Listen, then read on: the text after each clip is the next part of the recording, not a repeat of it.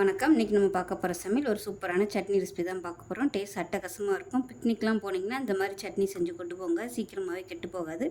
வாங்க அதை எப்படி செய்யலாங்கிறத பார்க்கலாம். ஒரு பேன் எடுத்துக்கலாம். ஒரு 2 டீஸ்பூன் போல் எண்ணெய் விட்டுக்கலாம். எண்ணெய் நல்லா சூடாயிருச்சு. 1 டேபிள் ஸ்பூன் வர கொத்தமல்லி சேர்த்துக்கலாம். 2 டேபிள் ஸ்பூன் உளுந்து சேர்த்துக்கலாம். 1 டேபிள் ஸ்பூன் கடலைப்பருப்பு சேர்த்துக்கலாம். இப்போ இதை கருக விட்டுறாமல் மீடியமான ஃப்ளேமில் வறுத்துக்கலாம். இது கூடவே 5 துண்டு இஞ்சி சேர்த்துக்கலாம்.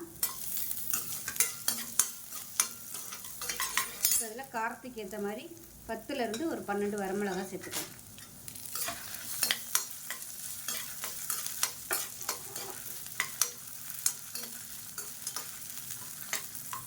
இப்போ இதில் 1 டீஸ்பூன் போல் கடுகு சேர்த்துக்கலாம். 1 டீஸ்பூன் போல் சீரகம் சேர்த்துக்கலாம். இப்போ பாருங்க, இது எல்லாமே நல்லா வறுபட்டுருச்சு. இது அப்படியே வேறு பிளேட்டுக்கு மாற்றிக்கலாம். இப்போ அதில் 1 டீஸ்பூன் போல் எண்ணெய் சேர்த்துக்கலாம். இப்போ அதில் ஒரு கைப்பிடி அளவுக்கு கருவேப்பிலை சேர்த்துக்கலாம்.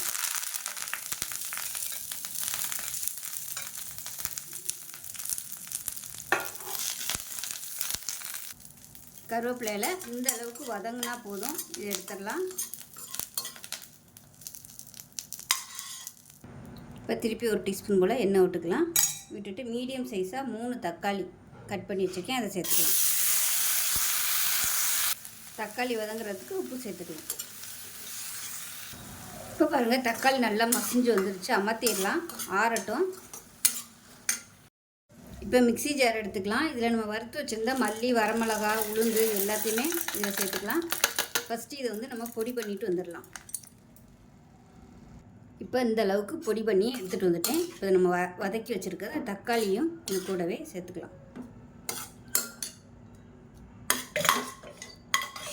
கூட சேர்த்துட்டு வறுத்து வச்சுருக்க கருவேப்பிலையும் இது கூடவே சேர்த்துக்கலாம். இப்போ கருவேப்பிலையும் சேர்த்துட்டேன். இப்போ இது எல்லாத்தையுமே அரைச்சிக்கலாம்.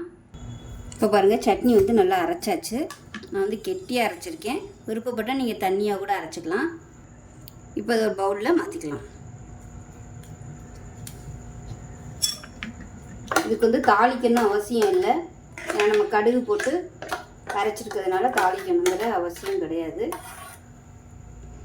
கெட்டியாக வச்சுக்கிட்டிங்கன்னா துவையலாக யூஸ் பண்ணலாம்.